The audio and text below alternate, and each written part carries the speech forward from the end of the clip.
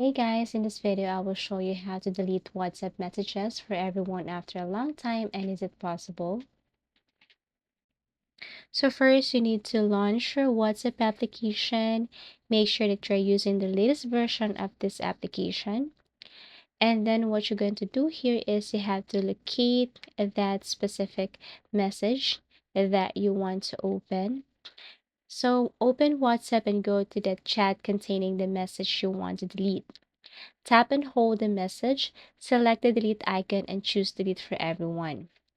Now, just a piece of reminder, this method works on some devices and WhatsApp versions, but WhatsApp may block the deletion if their servers detect changes.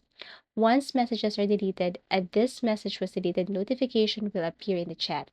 It's always better to delete the messages within the allowed time frame to avoid relying on this workaround.